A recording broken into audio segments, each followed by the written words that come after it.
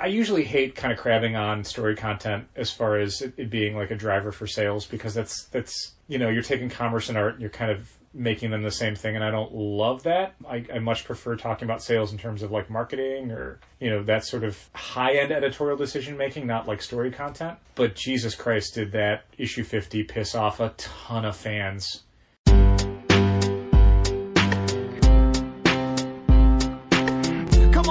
For any occasion, don't keep patting down waiting. Comics and conversation, keep the conversation moving along.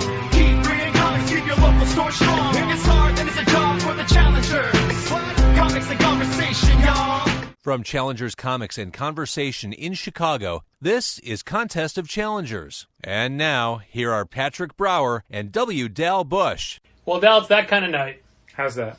The kind of night where on your walk from the store to the recording studio, and you throw your headphones on that are Bluetooth connected to your device of choice, and it automatically starts playing BBC Radio 1's Essential Mix. Okay. Because it's 6 hours Is that good? ahead, and it's all heavy drum and bass dance music. You figure... Is that good? Yeah, okay. We were listening to... It's only 20 minutes. It's fine, not even. We were listening to the BBC Radio 1 charts today because every Friday between 10 and 11:45 they do their big weekly countdown. Mm-hmm. So I thought, we'll listen to this at the store today. Okay. To which Donovan said, this isn't the kind of music you usually listen to. I'm not saying I don't like it, though.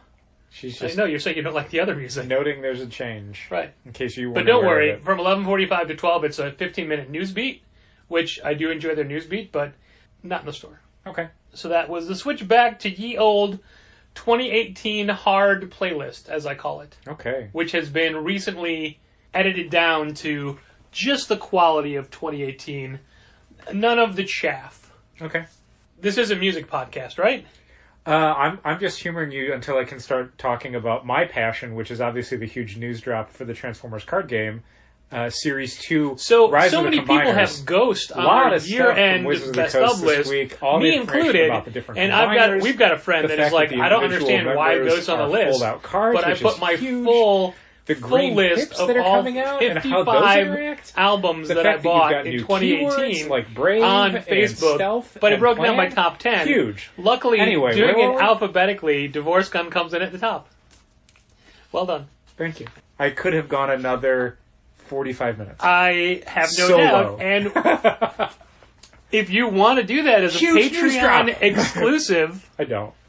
You can. You can talk about Aquaman, too, then all your passions. I don't want to. All of your passions. Nah, it's okay. I took my dad to see Aquaman yesterday. Yeah. And I posted about it on Facebook because he actually wore an Aquaman shirt. Well, a Justice League shirt, but it had Aquaman on it. Sure. So I wanted to take a picture of him next to Aquaman. And several people said, oh, did he like it? And my answer was, it didn't come up. I didn't ask. He didn't volunteer. He did say, what kind of reviews did this get? Which made me think he didn't like it. Yep. But he did mention that he didn't say, I would have rather have seen the mule, but he did reference the mule, making me think, oh, he would rather have seen that. I can understand a mule being more his speed, sure. Yeah, but he loves a good action-adventure blowout like the rest of us. Although this is my imitation of when I called my dad to ask him to see if he wanted to go see Aquaman, and there is a siren in the background, which I don't want people to think is part of the anecdote. Okay, it's far enough away. Somebody had dropped a long plank of gutter out on the street, and cars kept dragging it. Oof. And each time I thought it was somebody dragging one of the little children-sized chairs and sidekicks. So I'd run in there, I'm like, what is that noise? That was not my impression of my dad when I asked to go see Aquaman. Him making the noise of a chair dragging across the floor. That okay, would be weird. Let's do this in two parts. Why don't you, Dal, you're going to play me. Okay. And I'm going to play my dad. And we get in the character. Okay. Okay, ready. Now, just ask if I want to see Aquaman. Hey, Dad, do you want to go see Aquaman?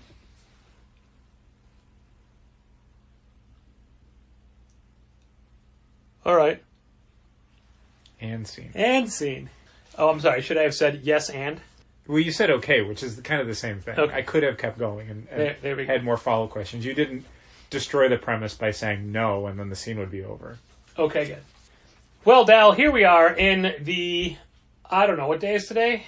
the second episode of Contest of Challengers, a comics industry business podcast on the Yak Channel Podcast Network in Chicago. And as far as the Yak Channel goes, we're the only comic-related podcast. They got one about eating in a car con carne. They've got The Daily Life of Frank. They got JBTV. They have so many others, and I don't want to list them all now. So if you go to yakchannel.com... They have 5 podcasts. You can find more. They have more than that, Dal. You silly 5, man. Exactly They 5. have more than that. I counted. Way 5. more. Okay, name them. Well, I don't want to be redundant. I just did it as well, so there's 3 no of them reason are to... JBTV, I'll be honest with you.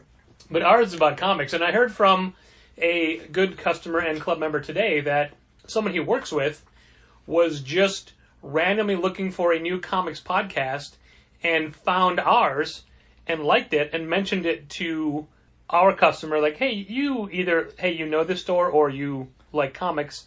And he's like, yeah, I listen to that podcast. The algorithm. That's right.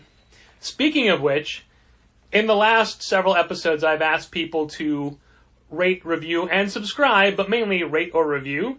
And we've gotten 4 people to do it. That's neat. We've got some nice new reviews. Thank you, Sean Bowers. Thank you, Mac Tudor Tony Marengo. Don't you wish we could recite his commercial from memory? I can't, unfortunately. Hey, you don't need to be Professor Charles Xavier to read the minds of people that need help with Mac devices. He's not paying for that anymore. Don't do that. All right. Don't give it away. So thank you for the few new reviews and ratings, and anybody else, if you just if you happen to be listening to this on iTunes, you just want to click those little stars. That's helpful. Thanks. We appreciate that. Yeah, that would be okay. We're not even going to hard sell Patreon today, even though we do have some patrons who had some questions for us that we will get to in this episode. And this is, as I was about to say before, only the second podcast of the year, but it's a part 2 of our 2018 recap, as it were. And doesn't it already feel like it's past the statute of limitations of those? Like, all the best of lists, like, it's over, forget it. I'm not sure We're 11 days in. How it's not already 2020. Take down those decorations. It's easily been at least 12 months already since January 1st. Easily. Well, in that case, this year's list of best comics is going to be kind of mediocre. I don't know. Young Justice, Friendly Neighborhood Spider-Man. Sure. This week's Batman, yeah. Criminal, it's all good. Yeah, sure. It's all good. Can you believe I didn't buy Criminal? I don't know what happened. What happened? I went to read Criminal yesterday and I didn't have it. That in itself is a travesty. I'm surprised you didn't immediately say, I thought that was on my list. Well, I mean... And then I could scream at you. Let's be fair. Until blood came right out of my eyeballs. I don't pull club, Dal. Oh, I guarantee you it was not on your pulls list on Tuesday when club was pulled. Guaranteed. Well, I mean, there's no way to prove it. Nope. We'll never know. No, don't keep a hard copy of that for 2 weeks. Well, we'll never know. Today was Donovan Challenger's last day. Yeah, thanks, Donovan. We also celebrated her 10th anniversary, which is technically in a few more weeks yet. But we'll round it up. She got 10. She got a bottle of Tin Cup whiskey. You know why? No. 10th anniversary is tin. Tinfinity. And beyond. I wish I had not said that. I take it back. Edit that out of the podcast. Only Patreons can know your shame. And Donovan enlisting one of the things that has always bothered her about working at the store, when people would mispronounce your name... Me? Yes. Oh, okay. And then when she would say it back to them correctly, and then they would still mispronounce it again. Yeah, that's why... I can't remember how many years ago, but a bunch of years ago, I just stopped doing it. No, I get that. But it the point is... such a ceaseless, never-ending battle that I'm just like, forget it, I know who they mean. But that's one of the things that bothered her. I thought you'd appreciate that. I think that's nice of her, but I wish she had chosen a different hill to die on. Like, of all the things... She's not dying on that hill. As long as just mentioned it. Of the things she could be irritated by, I'm sorry that had to be one of them. There was a nice dramatic pause, so I didn't say anything dumb after that. Only in your head. It's still going. That's why I haven't said anything yet. It's wow. Still plenty to go. Hey, so we promised people we were going to do top 100 lists and things. So you're gonna just read them all off down the list? No, I kid. Splinter out of my sock first. I kid. Well, I mean, we do need to wax the floors in the studio. It's true, as it turns out. Let's do the graphic novels first, and we'll do the comics second, because I feel like the comics have a little bit more meat, as it were. I was going to say institutional stuff to talk about. Okay. Vis-a-vis the industry as a whole. Well, I have the entire list in front of me because I am a professional, and not at all because I needed notes for when I talked to David Harper from Off Panel last week. Plus, as which you've is noted, a podcast which is available right now. Several times in the past, the recording device for the podcast is what you would look at the list on. So you need to have a hard copy list to actually be able to refer to it. One of the things that I think it's worth noting is that every year that we've done the top 100 graphic novels that I could find reference to, which is 2013 to 2018, every single year the number one graphic novel has been a book by Brian K. Vaughan. And of those years, 2016 was Paper Girls Volume 1. Every other year was a Saga volume. What about this year? This year was Saga Volume 8. Saga Volume 8. But wait, Dal, what about number 2? I don't know, I haven't gotten there yet. It's Saga Volume 9, which only came out September 26th. Yeah, that's why Saga Volume 8 was pretty much always going to win, is that it had way more months to sell. No Saga Volume really does poorly.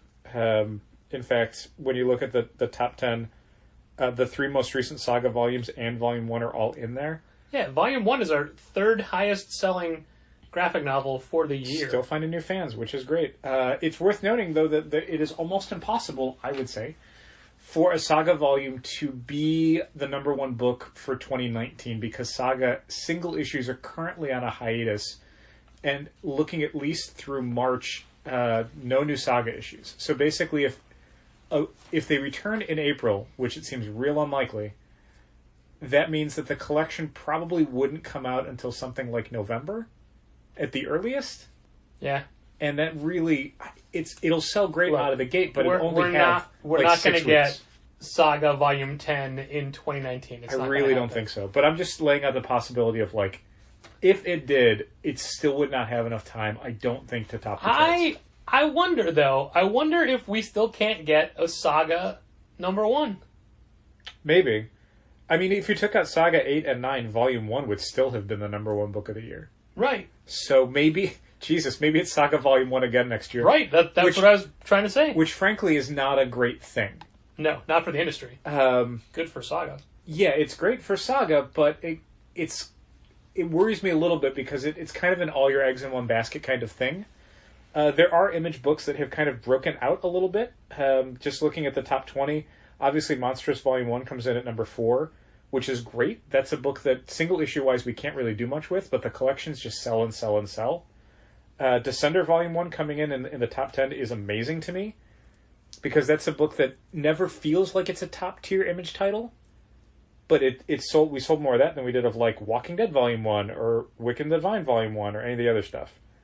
2 late-in-the-year releases, which were books we pushed heavy for Christmas, would be My Heroes Have Always Been Junkies and Infidel. They clock in at 10 and 11. Yeah, being an original graphic novel by a top-tier Image team is going to chart you pretty highly. Like, that's why I like seeing stuff like My Heroes Have Always Been Junkies, but kind of to a degree also stuff like Private Eye, where there's not really a single issue thing that people could have bought, so they're going to buy the collection. And that's a huge boon for stores like us, that we have a very big audience for those creators. Oh, Dal, I know it's going to be number 1 next year. What's that? The Barrier Collection. The what now? The what now?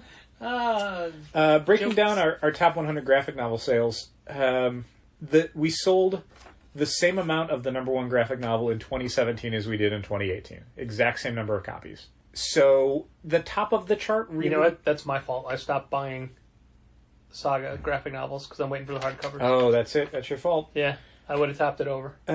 So while I think we saw a slight uptick in... let me go to the numbers. Where is the Saga hardcover? It's on this list. It charted, right? You've got the full list. You can tell me. I do. That's why I'm saying it as I'm looking. But we'll have the Saga 3 hardcover out in 2019. Yeah. So that's a Saga thing. Maybe. So our graphic novels went up a slight amount. It went up about 3.5% from 2017 to 2018. So it seems like a lot of that, without delving too much into it, was maybe a little deeper in the charts rather than selling a ton more of like the top 10 books. Yeah. Since they sold pretty much the same. Overall, we sold... What is this number next to? So we sold 9,853 graphic novels for the year. What was this number? This That's number? how many individual titles and... Oh, okay. That we sold at least one copy of? Yes. Okay. 3,569. Of our top 100, 37 of them, the majority, or the plurality, were sci-fi fantasy. 18 of them were superheroes. 17 were sidekicks, which seems like a record, I think. I'm sorry. What are we doing? Is that I have a whole different? I've got different numbers than. Huh. That's you're looking at percentages for the entire category. Okay. Oh, you're looking out of 100. I'm just looking at the top 100. Okay. Gotcha. Yeah. Gotcha. Yeah. No, that is. I'm like, my numbers don't match your numbers. You can give those percentages in a minute as far as how the entire category shakes out, which I still think is interesting. But for the top 100, 37 of them sci-fi fantasy, 18 of them superheroes, 17 for sidekicks, which again feels like a higher number to me than usual. I'd like to point out that of those 17, Uh-huh. 3 of those are double racked. 3 of those are also racked in challengers. Which ones are those? Oh goodness. There's a Squirrel Girl Okay. and those don't count because Lumberjanes. Those are double racked into sidekicks from the store. So the 17 sidekicks that we sold were just in sidekicks. Batman: His Greatest Adventures. I was looking at the genre coding that we have in the system, Okay. and anything like that, like Ms. Marvel and Squirrel Girl are categorized as superhero, they would fall under that, even if we rack them into sidekicks as well. And Neonomicon. So the sidekicks ones that we sold are straight up sidekicks graphic novels. Okay. 10 crime, 7 horror, 6 drama, 4 humor, 1 manga, and I don't 100% remember what the manga one was. Mech Cadet U. I don't think so. No, it's not a manga. Let's see if I can find it real quick. Dragon Ball Super Volume 1 at number Oh, 67. yeah. Okay. Yep. So those were those. 41 of the top 100 graphic novels were image graphic novels. 41. Which seems very, very high relative to how other companies maybe should be performing. And of those 40, sagas. Yeah, all 41 of those were saga volumes, which was kind of amazing. What with there only being 11 possible saga volumes that you could have on there, between the soft covers and the hard covers. You, though, had the percentage breakdown for genres for every graphic novel we sold. Since 2018 was the year we started separating our graphic novels by genre, Dal broke them down by not best-selling, but by all sales per genre. Any guesses? Well, you made the list. You know what it is. Why am I asking you? I could just look at the chart. Any guesses, listener, as to what genre sold the most? I'll give you a hint. It's the one that has the most shelves and the most space. That's right. It's superheroes. 34% of all graphic novels sold in 2018 were superhero-themed graphic novels. Next category is sci-fi fantasy at 21%, which is our next highest category. Wait, it's 3 shelves or 2? For sci-fi fantasy? Yeah. Is 3 shelves. 3 shelves. Which we'll get into a little bit, kind of how that breaks down. And I do want to mention that I believe I gave you rounded percentages. So, I think I rounded to the nearest full percent. That's fine. So there are people who are adding this up at home may get a number different than 100, and that's why. I love them. Someone is sitting there who's like, I found the error. The one error in this episode. 13% is sidekick, 7% is drama, 6% is manga, which is interesting because we moved manga from a bookshelf to a spinning rack, which looks like it has less, but it has slightly more than the shelf had before. 6% was horror, 5% was crime mystery, 3% is humor, 3% is discount, which I don't know how you translate. I'm sorry, which I don't know how you figure out because we don't bring them up. They're usually rung up as a single thing. Okay. And 2% is art books, which I thought was actually high. Yeah, well, art books also includes things like artist editions. Sketchbook. Oh, okay. And those are high number enough. Okay. Dollar-wise, even though we don't sell a lot of them, but special order-wise, they account for a lot of money. Me, Mike Lee, and Giancarlo Nardini and Robert Burns all account for that category. Pretty much, yeah. Just a few people. I mean, it doesn't take a lot because those books are over $100. So one of the things I think is sort of interesting looking at these percentages is you can compare the percentages to how much space they take up to kind of see what categories are under or overperforming. So, for example, when we look at sci-fi fantasy, it's 21%. 3 bookshelves, you can assume basically 7% per bookshelf is what they're contributing to the category. But then you look at something like horror, which is 6%. Is that right? Horror is, in fact, 6%. So, which is 1 bookshelf, so it's contributing 6% per bookshelf. yeah, it's contributing less per bookshelf than something like sci-fi fantasy relative to our overall graphic novel Wait, no, sales. you said the opposite, didn't you? No. Sci-fi fan... Oh, 7. Yeah, Okay, 1% less per I bookshelf. see. But then you look at something like superheroes, which has 7 bookshelves, and it's at 34%. So that's not even 5% per bookshelf for all the space it takes up. So something that we may want to pay closer attention to in the future is maybe looking at these categories and... Expanding appropriately or contracting? Yeah, like you look at manga, and that's 6% for just that spinny rack, which is more than a superhero bookshelf would be. Yeah. So I'm not saying that we have exact plans on how to do this. Oh, you want to replace all the bookshelves with spinny black racks? Just 40 of them, just all around the store, like a maze that you could kind of work through. But yeah, it's interesting to me that superheroes are not the majority of our sales for graphic novels. Like, despite having 7 bookshelves and having significantly more space, when you look at everything we're selling in the store, graphic novel-wise... Do you think 30% of that superhero number is Batman?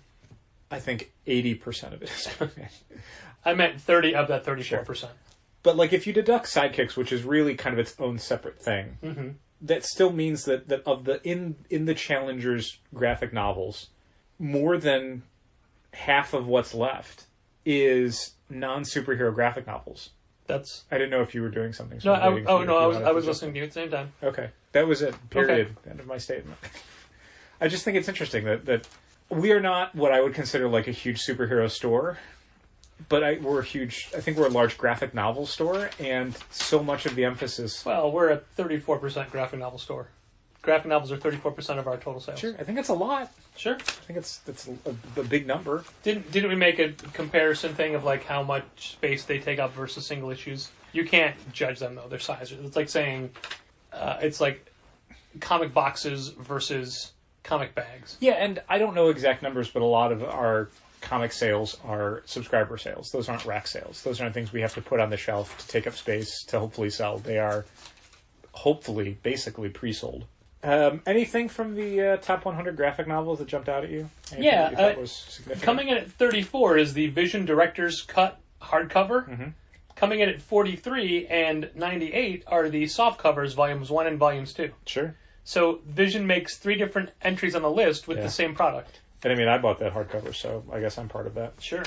The comic book story of professional wrestling clocked in at 35, and that just came out toward the end of the year. I think we could, even without me pushing it, it's got legs. Yeah. We keep reordering that book. Yeah, it's true. It's putting it on the front table is a good introduction. Yeah, there's a bunch of stuff on there that I can look at and go, oh, that was on the front table, which is probably why it sold as well as it did. I mean, we obviously spotlighted things like Spinning and Was Red Cal Lands. Exit on the front table? Cal Exit was, yeah, for a little while. Okay. Brazen on a Sunbeam, which was a good seller over the holidays. I love the fact that years and years later, the Six Gun Volume 1 still makes the list. Sure.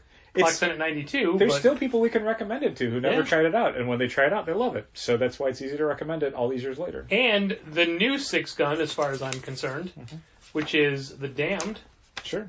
that kind of, like, Six Gun in its heyday was in the very top of the list, and most of them. But The Damned Volume 1, which, didn't it come out last year? Damn Volume 1? Yeah. Yeah, probably. Yeah, well, okay, everything's last year at this point, but I meant 2017. Damn Volume 1 came out before we did the Book Expo or ALA or whatever that was. Yeah, okay. So, Damned Volume 1, which came out in 2017, still clocked in at number 27 for 2018. We had that spotlighted for a little while, too. Yeah. I mean, it's because it's good. And like Six Gun, it's $10, so it's a kind of easy additional sell to people who are maybe browsing around to say, try this out, it's great. Oh, and by the way, it's only $10. Look at how much you're getting for $10. I can't find Volume 2 on the list, though. It might not have charted. Several Dogmans are on the list. Yeah. Several volumes of Dogman, although I think we still had yet to sell volume of the new one. Brawl of the Wild. And we have a bunch more coming in from Diamond this week because we rushed to order them from B&T. Yeah, much like Volume 5 or whatever the last one was. Yeah. They'll sell. I'm They not will. worried about it. But yeah, it's just a that- shame that there wasn't really pent-up demand at our store. It's disappointing where I made a video and put it online set to King's X Dogman, and somebody had tagged someone else like, "Hey, don't you need this? It's brand new." And the post was, "Oh, he got it for Christmas." Mm-hmm. Well, whoever gave it to him for Christmas was very heads up because it came out Christmas Eve. Yeah. I gotta assume a lot of people had just pre-ordered it on Amazon for Christmas Eve delivery Yeah. via drone. Bitch Planet still makes it at 26. Yeah, that's great. Really wish we had like a volume 3 or a 4 at this point to sell. Oh, that would come be on. super You'll have fun. an Aquaman before you know it. Like I don't know if I see Bitch Planet volume 2 on here anywhere. Rumor is, and I don't believe this rumor. Rumor is Kelly Sue is writing the new Amethyst series from DC. Okay. I don't believe it though. I'm going to call that false. Okay. Also, I'm calling false. Jonathan Hickman writing Legion of Superheroes. False. Okay. Understood. Although, how weird would that be? How weird would it be or how great would it be? Either one. It would be so great. Okay. Anything else you want to talk about from the graphic I'm novels? looking. Okay. I'm looking. Bye. Goodness gracious. Venom Lethal Protector is still high on the list. I wish Oh, more man, I Venom missed stuff one. had been available. Here's another Sidekicks book I missed circling. Black Panther Little Golden Book. Yep. That did great. We actually had somebody calling today asking if we had DC Comics Little Golden Books, and we only have 2. They don't make a lot. Can you name them? The Super Pets book Mm-hmm. and Something I took my dad to go see. Aquaman's. The Mule. What? Aquaman's. No, it's Clint Eastwood, Little Golden Book. Aquaman's. You don't let kids get off his lawn because his lawn is full of drugs. It's Aquaman's. All right, fine. It's something like that. Okay. Yeah, there's the list. The full list is available at challengerscomics.com. You can see it there. Yeah. Rick and Morty, number 1, number 95. That makes it. I thought Dark Knight's Metal might be higher than it was at 28. Yeah, it did okay. It's still continuing to sell. The softcover's coming out in like a few weeks. Which is nice because I think we just sold out of the hardcover. Which means I can maybe not restock it for a couple weeks and just transition to the softcover. There you go. That's what I like to do. All right, do you want to move to single issues? Okay, so let's talk about the top comic sales for 2018, the top 100. I think, as we maybe mentioned, the number of comics we sold in 2018, single comics, 58,797 comic books were sold by Challengers. Not counting back issues or anything like that. This is just rec sales or subscriber sales. For the top 100... Didn't I give you the little out of how many? 5,195 individual comic issues. Now, asterisks on that. To get our sales figures to determine what the top selling comics are, we will combine variant covers. So this means that if something like Action Comics 1000 has like 11 covers, I'm combining all those and saying Action Comics 1000 sold this amount. So we might have sold 8,000 SKUs, you might want to call them, individual item codes. But for our purposes, if it was the same price and it was a variant cover or second printing or a third printing, that's a comic we sold. I don't care how many printings you're on of Venom number 1. We add them all together and we go, that's how many Venom number 1s we sold in 2018. So for our purposes, that's how we get that number. Of the top 100 comics, 64 of them were from DC. 18 were from Marvel, 18 were for Image. Those are the only 3 companies that charted on our top 100 for 2018 comic sales. Working backwards a little bit, for the 18 Image comics, 16 of them were written by Brian K. Vaughan. The only 2 non-Brian K. Vaughan Image comics that charted for us for the year were Oblivion Song number 1 and Murder Falcon number 1. And Murder Falcon number 1, we had a signing with Daniel Warren Johnson after that came out. And Oblivion Song number 1 clocked in at 97, so it's at the very bottom of the list. Yeah. Nothing else from Image charted for the year. Not Die number 1, not Die number 1, not anything else they launched for the year. Nothing else made the cut for top 100, which to me like shines a light on how difficult it is for Image to do anything more than just kind of be adequate with sales. You've got Brian K. Vaughan, and then you've got nothing else. Like, even the stuff that's doing okay consistently is only laudable because it's doing okay consistently. because East of West and Black Science and Deadly Class and Wicked and Divine sell the same amount pretty much every single month. We can rely on it. That's great. They don't shift up and down like a lot of books do. But the number that they're selling, like again, Monstrous, Volume 1, one of our top-selling graphic novels for the year. That book makes us a ton of money. Not through single issues. Only through collections. So I hope all these creators are seeing the payday from the graphic novels, because at least from our individual comic sales, there's nothing there. There does not seem to be much of an audience for anything that's not Brian K. Vaughan. The other categories, I don't... Marvel we can talk about in a minute, but for DC, of the 64, 34 of those 64 DC comics were either written or co-written by Tom King. Now that includes things like Action Comics 1000 that had a Tom King story in it. Okay, that's fair. 17 of them were written or co-written by Scott Snyder. 8 of them were written or co-written by Jeff Johns, and 7 of them were written or co-written by Brian Michael Bendis. Other people had stuff in there, but in general, those 4 writers are the top-selling writers for DC Comics. And it's, again, for us at least, predominantly Tom King. Through his Batman comics, through Heroes in Crisis, through Mr. Miracle. Like, these were, like Brian K. Vaughan, consistently top-selling single issues for us. Mr. Miracle especially is one that charted really high for us, and that's largely, if not solely, off of the talent of the creative team. We're not necessarily Mr. Miracle fans who are buying it regardless of who's doing it, as opposed to maybe, Batman fans who might just buy it. As long as it's a Batman comic, they're going to buy it forever. This is just, these creators made this book happen. But anyway, so looking at our top list, number 1 for the year, Action Comics 1000. I'm going to go out on a limb and say Detective Comics 1000 probably going to be our top-selling book for 2019. Yeah, especially since Action Comics number 1000 is our number 1 book by well over 100 copies. Yeah, the things that work in Detective Comics' favor is that, like Action 1000, it's got like 10 covers. It's got a great roster of creators contributing stories. It's got a lead story by the regular creative team that is setting up stuff for the future.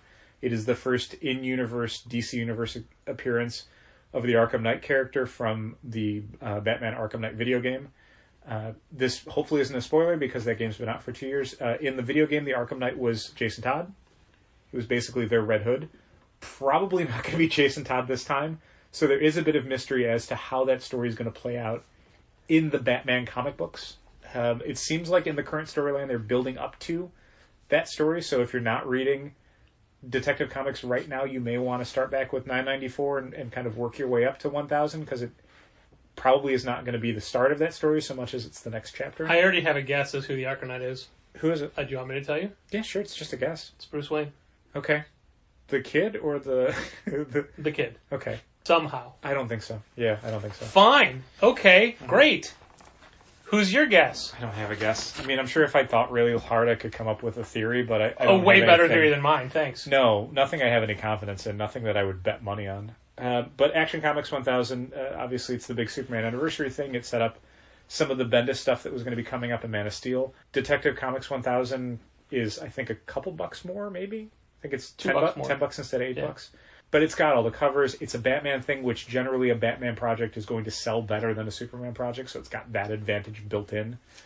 We'll have months and months to sell it because the thing's coming out in mid to late March. Late March, I think it's the last week of the month. So these are things that are kind of inbuilt advantages for it that'll cause it to sell well. It's tough to say definitively that it will be the best-selling book of the year because we haven't finished getting orders for it. We haven't actually placed it on the rack. And we have no idea what's coming out the last 9 months of the year. So, Saga. Could be some stuff in there that's going to get people excited. God, I hope. But that said, looking at this list, a lot of this stuff came out in kind of the early part of the year. Action 1000, Batman 50. When was Batman 50? July 4th.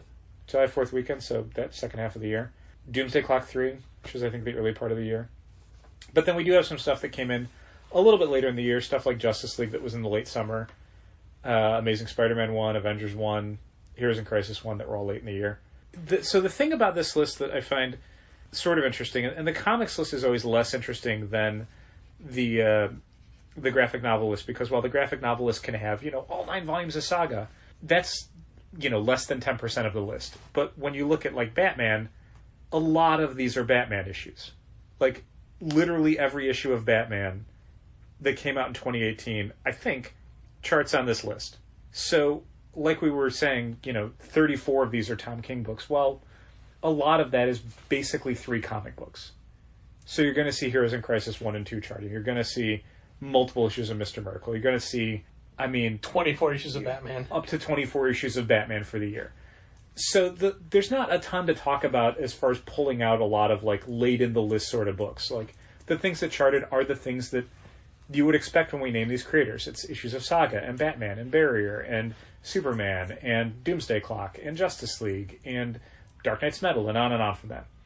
The thing that's interesting to me about it is that when you look at, like, DC as a publisher on this list, when you take out the Batman Monthly comic, the stuff that tends to sell the best, at least as far as a chart like this goes, is events.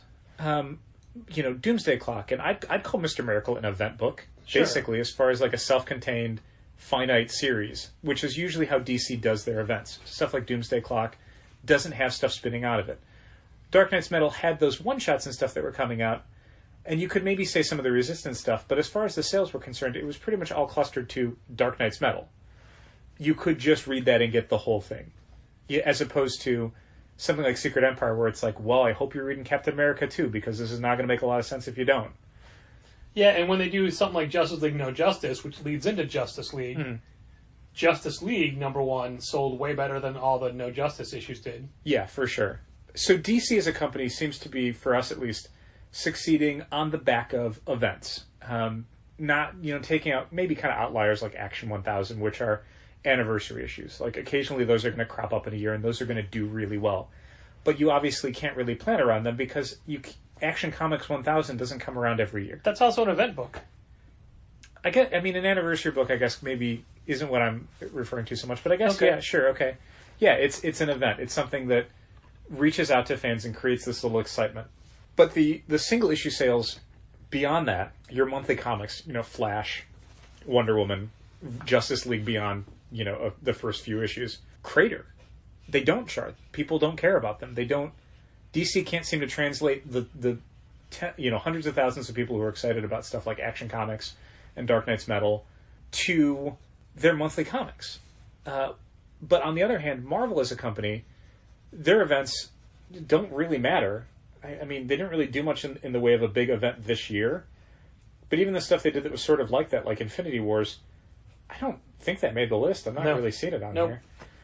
The stuff that Marvel does great with is issue 1s. Issue 1s of their ongoing series do great. Amazing Spider-Man sold great. Black Panther 1 sold great. Cap 1 sold great. By issue 5, those books are almost nowhere. Captain America #1 hits our chart. Number 11. At number 11. Issue 3, which is maybe 7-8 weeks later, the way Marvel releases stuff. 95. Issue 2 is 73. This stuff drops. That's a colossal drop. It drops so fast.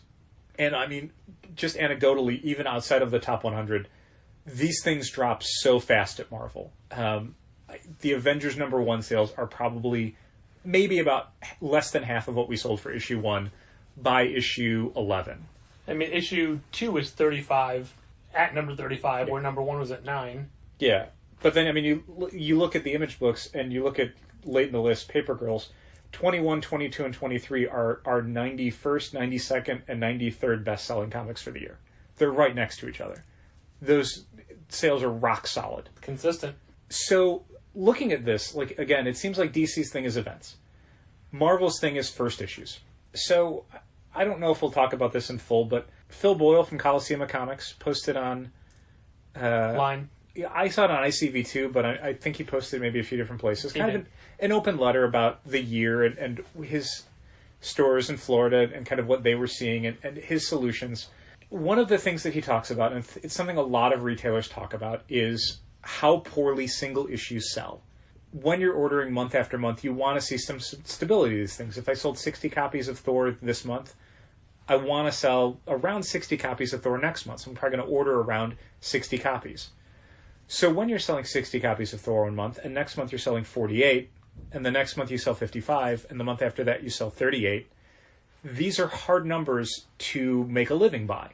They're unreliable. You're either selling out too fast one month, which is bad because you're going to turn away customers, or even worse, you're getting stuck with comics the next month. And since the back issue market largely doesn't exist, for a lot of reasons that I don't know that I want to get into right now, you're depending on those rack sales being reliable, and they're not. So, a company like Marvel is going to launch Amazing Spider-Man #1, and it's going to sell huge. People want Amazing Spider-Man #1.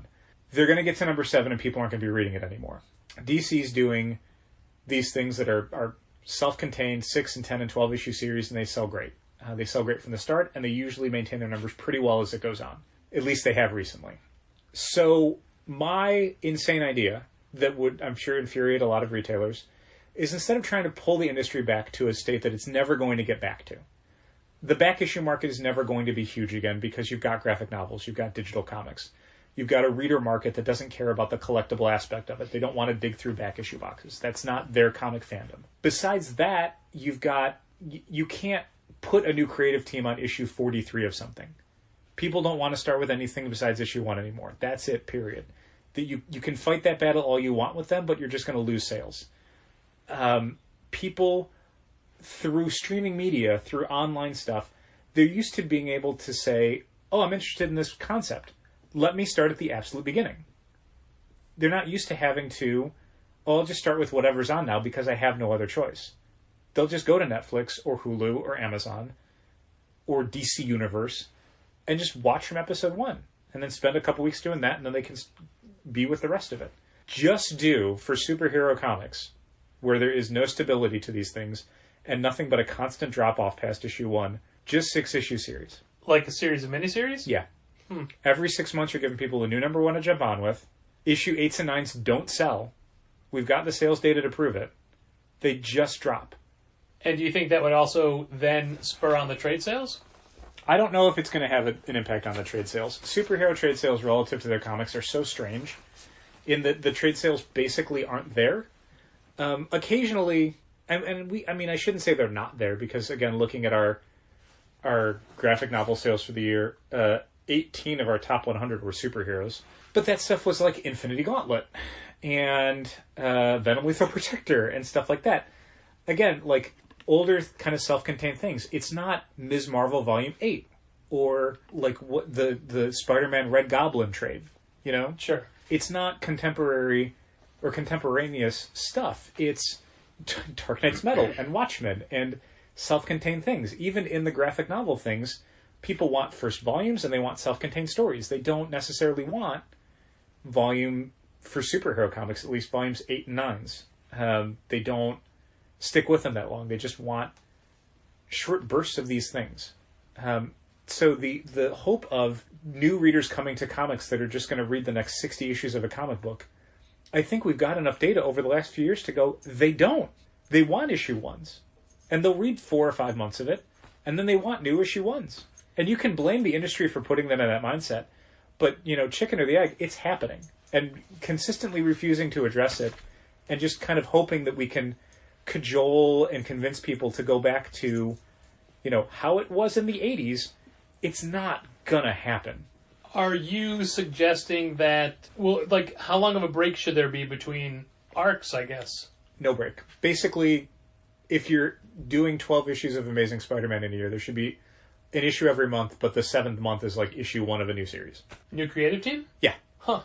Yeah, I mean, if it sells well enough and you feel like you could launch, if you want to continue, subplots or someone's got a long-term plan or something, maybe you break it up and put other stuff in there, but maybe you find a way to launch a new #1 that feels like a new #1, even though it's continuing things. Basically, I mean, this is top of my head. Look at the 3 Captain America films. Yes. That's your template. Is there a subplot or thematic stuff that continues through the 3 Sure. movies? Yes. Could someone literally just watch Captain America Civil War and get a story out of it? Yep. That. Huh. Okay. Interesting. Maybe it spurs trade sales, maybe it doesn't. You can number the trade volumes if you want. I wouldn't necessarily do it. Yeah, it seems so weird to me that you... The Phil Boyle thing really made me think about it, because there's this thing of my back issue sales don't work anymore. People don't stick with these things past a certain point. And it's all these fixes where it's man, you're just putting a Band-Aid over like a severed limb. Like it's too late. The industry has changed. Like if your plan is just how do we get it back to where it was, that plan's going to fail. Yeah, you can't. Customer behavior is different. And I mean, from my perspective, it is from a world where people want to start at the beginning. Like we get people coming in so frequently that are like, do you have issue 1 of this thing that came out 3 years ago? And they're not necessarily looking to buy like a high-end collectible, which is what it would be at this point. They just want to read it. Yeah, they don't understand how you would read something that's not a number 1. They have no interest in picking up Avengers number 11. No interest. They will start at the beginning. But, it's this weird kind of conundrum where they want, for these superhero readers, they want to start at issue 1, but they literally want to start at issue 1. They don't want to trade. They don't want 4 volumes of, Jason Aaron's Thor stuff to get up to speed. They want to just start reading the Jason Aaron Thor comic with number 1. So doing something where it is, you have to have read all these other stories to be able to get up to speed on it. I don't know if that's working for the superhero fans. Well, it definitely works for like Image fans. Like they love the idea of, oh shit, there's 9 volumes of Saga. This is great. You say that to someone who wants to read about Spider-Man and it's like, I got to read 9 of these. Well, all right, let's look at recent comics as our example. Sure. Amazing Spider-Man number 1, whole new direction. Yeah. Captain America number 1, whole new direction, strongly builds off of Secret Empire. Yeah. Thor number 1, same direction, yes. different artist, Yeah. but slight change in the lead character, but not a lot. really kind of hard to jump in cold. Yeah. I always will wonder how much of that is people not liking Mike Del Mundo. I, as stated a ton of times, really like Mike Del Mundo, and I like him on Thor. So many people hate him on Thor. Do not like the art on Thor. Like, just flat out don't like it. Yeah, our Thor numbers, while still strong, are weaker than they were. Yeah. By When like it was 20. Russell Dodderman and Jane Foster. Do you think those people will come back for War of the Realms? I hope so, but I don't think so.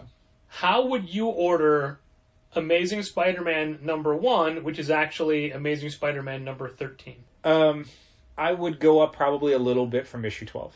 Okay. Because I'm going to assume that anytime you give it a superhero book at number 1, there's going to be people who try it out. Maybe a lot, maybe a little, but it's always going to be some samplers. But that'll be your third number 1 in, well, I was going to say the year, but it's Spider-Man, so in 6 months.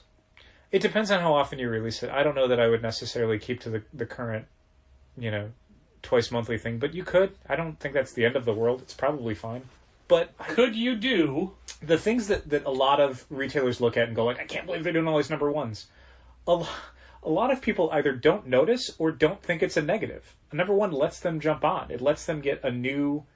Like, we have so many families that come in, and we've had, like, Cap 1 and Black Panther 1 and Spider-Man 1 near our front counter since they launched. And we still sell those books. We don't sell 2s and 3s and 4s. Yeah. But they love the idea of a number 1. They love buying a number 1 for their kids. Yeah, that's going to make me change how we do number 1s. And I really wish we would have went much higher on Ironheart and Miles.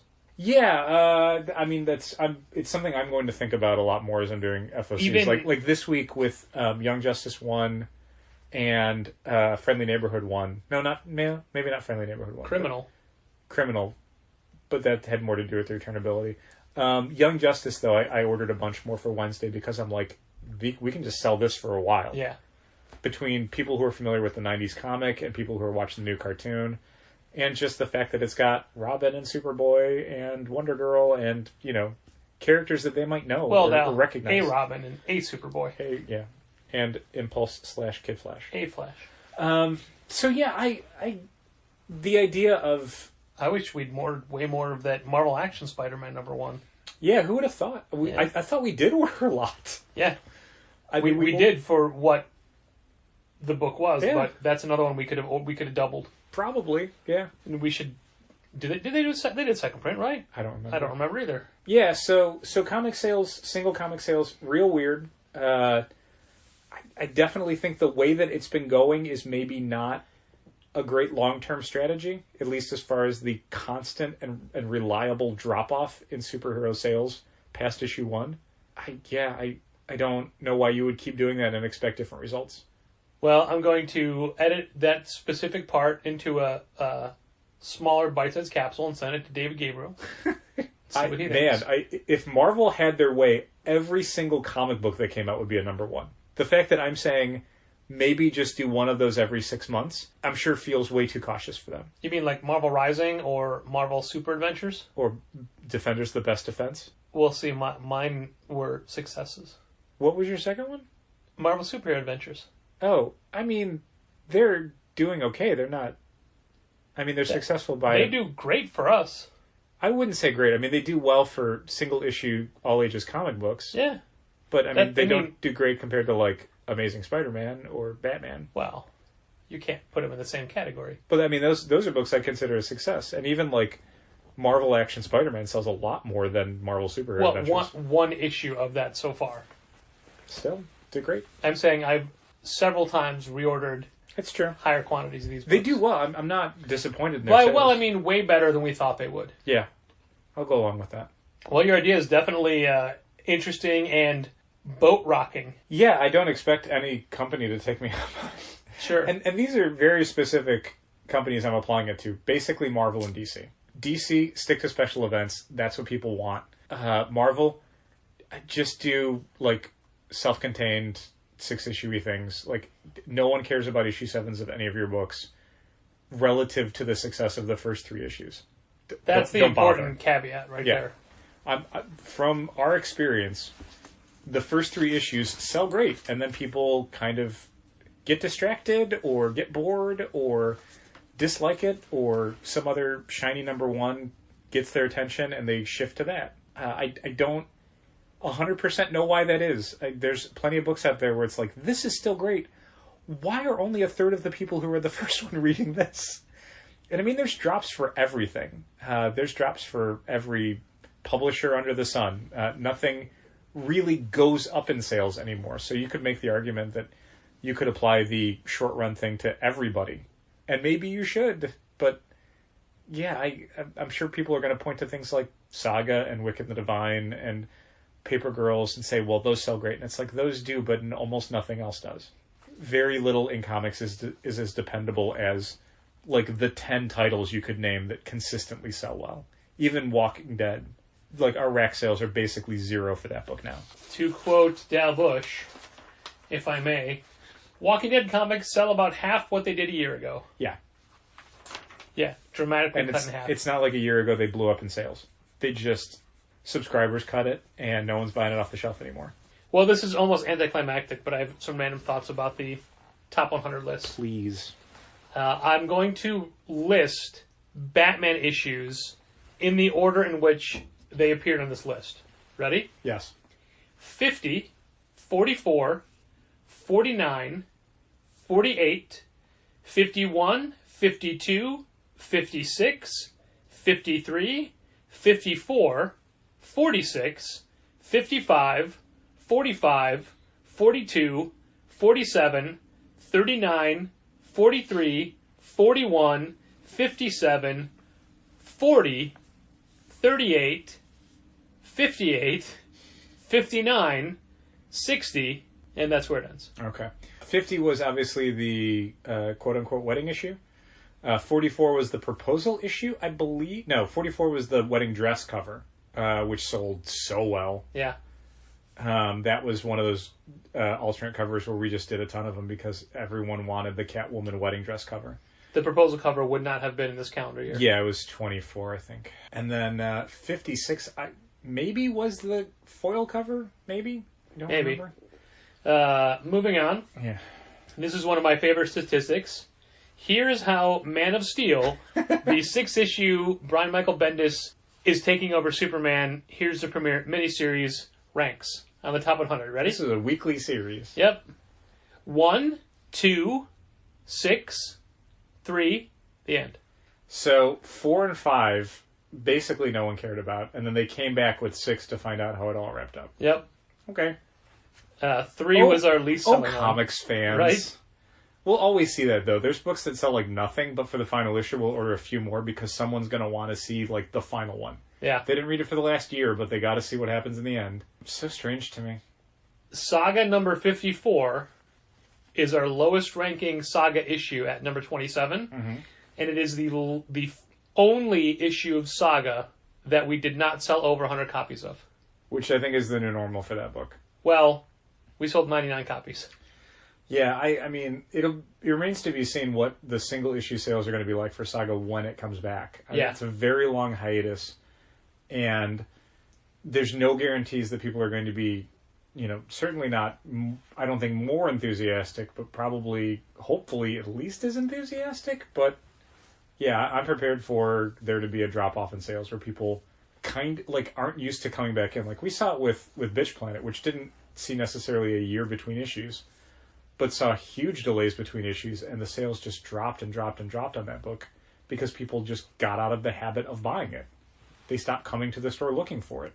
And we've got people that just get Saga. Like, that's the comic book they get. Yeah. And I don't know how they're even going to find out that a new issue's out. It's back, yeah. Because there's nothing else they can, find out that information at. I don't know if they're going to, call us in June to say, is the new issue out yet, or whatever.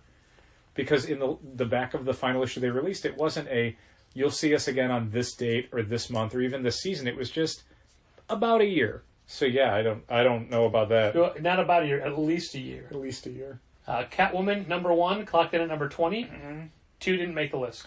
No, number 1 sold great because it came out on the same day as the wedding issue, and then people read it and found out she didn't get married, and boy did they not care after that. That was, if there's one thing, I usually hate kind of crabbing on story content as far as it being like a driver for sales, because that's you're taking commerce and art and you're kind of making them the same thing, and I don't love that. I much prefer talking about sales in terms of marketing or that sort of high-end editorial decision making, not like story content. But Jesus Christ, did that issue 50 piss off a ton of fans.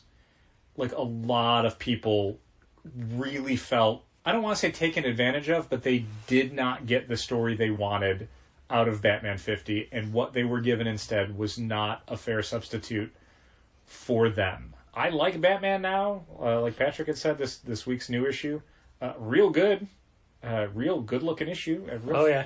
Interesting story. But yeah, I would not be honest with people if I said that I didn't feel like the book maybe missed a step after issue 50, and if I did not see a lot of disinterest from fans in the aftermath of issue 50. Now, keep in mind, Batman's still the best-selling ongoing comic book from DC by far, and from Marvel. But you can see, a difference there between pre-wedding issues and kind of post-wedding issues, and kind of where those numbers start to go. Yep. It's rebounded a bit. There was a point there in the I really like the Mr. Freeze multi-parter. Sure. But that was where we saw people really sort of catching up to us and saying, hey, by the way, I read that 50. I don't want any more of these. They were not as interested in, jilted at the altar, angry Bruce Wayne. That was not the comic they were excited about for the last year. So now I'm going to transition to a question from our good friend Ryan Voss. Question. Which I think plays right into what you're just kind of talking about a little bit. It has to deal with the image style break between story arcs. What we see as the... Oh man, I can't read my own writing. Uh-oh. What we see the breaks doing for sales on various image books that take 3 to 4 months off in between story arcs. So when every image book basically switched to the Saga model, where they would do a break between arcs, release a trade, and then come back with a new arc, we were 120% for it. It worked great for Saga. We were seeing, people picking up Volume 1 and then jumping on with Issue 7, or, picking up Volume 2 and jumping on with Issue 15 or whatever, 13. It doesn't work for anybody but Saga, and honestly, it doesn't even work for Saga anymore. The people who are buying Saga single issues buy single issues. The ones who buy trades. That's about it. The single issues will buy trades, but the trades will not buy single issues. I don't see it working for anybody. Again, look at how many monstrous 1s and 2s and 3s that we sell in a year. The single issue sales don't move for us. It's not trending up. We're not selling out. We're not doubling and tripling our sales to account for the people who've just caught up with the trades and got to read the new issue. No, they'll just wait for the trade. And like we've mentioned before, even though it gives people chances to catch up if they're just reading with the trades. They never switch from trades to single issues. Yeah, like the problem with the logic behind it is that you'd assume like, okay, well, you finished Saga Volume 8, let's say, if it's between, before issue 49 comes out. You would expect during the gap, knowing it's going to be 8 months before Volume 9 comes out, that they would start reading the single issues. But what people do during those 8 months is read other graphic novels. They don't necessarily think, oh, I've got to find out what's happening with Saga next. They just go, I'll read East of West. I'll read Black Monday Murders. I'll read Bitch Planet. I'll read Monstrous. I'll read Wicked and the Divine. And that's because they come in every few months, and they'll just buy a few of those, and then by the time they finish those, Saga 9's probably out. Yeah. At least that's what we see. Well, as a reader, he's a fan of that break. Mm-hmm. But it does not... the sales always go down. Yeah, or at least we're well past the point where it seems like it's driving sales on anything. I can't think of a book outside of Saga that we ever saw anybody transition from the trades to the single issues. Like, if they start with the trades, they just stick to the trades. They don't read the singles. It doesn't seem to have any impact whatsoever. Thank you for the question, Ryan. Thanks, Ryan. And now we have a question from Chris Burton, and Chris is also a Patreon patron and a club member, but a club member we've never met. It's true. He found us through the podcast and then decided to have us be his store via mail order, of which we are quite appreciative. Yeah, thanks. And he's a guy who's always on top of his list and always adding or dropping, he's on the pulse. Yeah, we don't do a lot of mail order, and we'll generally do it as a by request thing. Like if a subscriber moves away and says, hey, can you keep sending me my books? We'll do it. It's not something that we have a lot of great procedures for. So Chris's way of doing it is maybe my favorite, where he'll just randomly say, hey, can you send my stuff out? And then it's like, okay, great, done. We've got a card on file, we send it out. Other people, it's like we have to wait until it hits a certain level, and then it's like, oh, now the card bounced because they didn't get paid yet, and we didn't know that. So the process of just tell me when you want your book shipped out is my favorite, and what I will probably tell everybody going forward who wants to do this. All right, so here's Chris's question. Have you guys ever done or thought about doing grab bags to liquidate books that haven't sold, such as 10 books for $10 or something like that? I've seen these at a couple other shops, but wasn't sure if it's a worthwhile endeavor. I've seen totally random grab bags that can have anything, or more specific ones that are made up of books from the same company. Maybe other theme grab bags might work too, such as all X-Men related books or all Bat Family books. Thanks. Well, Chris, thanks for asking. As far as liquidating books go, all of our back issues are 99 cents. And that's kind of the extent that we do it to. We used to try to do sets, like when a story arc would finish, we'd put all 6 issues or 12 issues, whatever, in a set at a discounted price and put that out. We never had luck with those. No. And traditionally, at other stores that we've worked at, we never had luck with those. No. And that's how people used to do it before there was graphic novels, basically. Like, you would go and they'd be like, oh, here's all of the issues of Infinity Gauntlet, or all of the issues of, I don't know, whatever. Like, another miniseries from, like, the 80s or 90s. But now you just buy the Infinity Gauntlet book. You don't need all 6 issues in a bag. You just buy the 6-issue graphic novel. It's always in stock. I like the idea of grab bags and doing things like that. It doesn't work for us, and I've always been hesitant to do it because I don't want someone to be disappointed. I don't want them to get 10 different comics and be like, oh, 6 of these I think are terrible. Right. And with our books being 99 cents, you know the titles you're getting, and it's for the same amount. It's the same cost, basically. Yeah. And I don't want to have to put that much extra effort to sell something for the same amount. And that's maybe the key thing, is that you're putting this extra effort in, and even if you doubled the amount of back issues you're selling, it's not that much money. For all the time you had to put into it, to root through them, to get 10 books together that aren't going to be terrible, to put them in a bag together, to make signage for them, this isn't helping you a lot. You're not selling a high margin thing. These are books that you're losing money on, basically. Yeah. So the best you can do is liquidate more of them. And even then, how many are you selling now versus what you were selling before? And how much effort did you have to go through to do that? It's just, it doesn't feel like a great return on investment time-wise and energy-wise. I do like the idea. I like seeing other stores that do that. I like if people get excited by it, but I see more heartbreak than not, and I don't see it working for us. Yeah, like if we were a store that had a large selection of back issues that were cover price or more, then the idea of like a discounted grab bag, I can see the appeal of that to people. But like Patrick said, all the back issues are already 99 cents. You know, you're just getting 10 of them. We weren't going to mark it down anymore. Yeah, and I think that a lot of stores that do that, and I'm just speculating, I don't know for sure, but have a lot of back stock somewhere else and have organized shelves and shelves and shelves of back issues and things that are on the floor. Mm-hmm.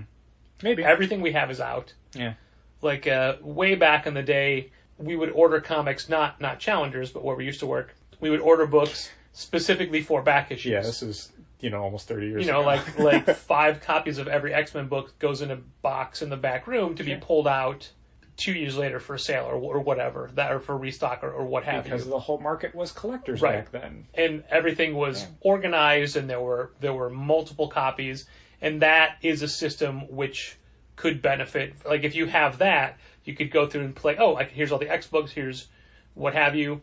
But with all of our stock already being on the floor, and ultimately we would just be pulling from what people have already had a chance to look through. Yeah. So I don't know that it would be the level of quality people would expect from a fun grab bag.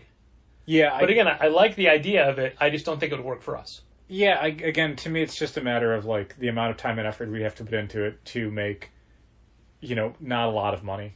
Certainly not enough for me to make it feel like it's worthwhile. Yeah. But, I mean, it's not... I don't think it's right for us, I guess is how I would answer that. But we appreciate the question, and thanks. we like when people pitch ideas to us, because sometimes it'll stick, It's true. And, I mean, us saying no today and explaining all the reasons why does not mean that we would never say yes.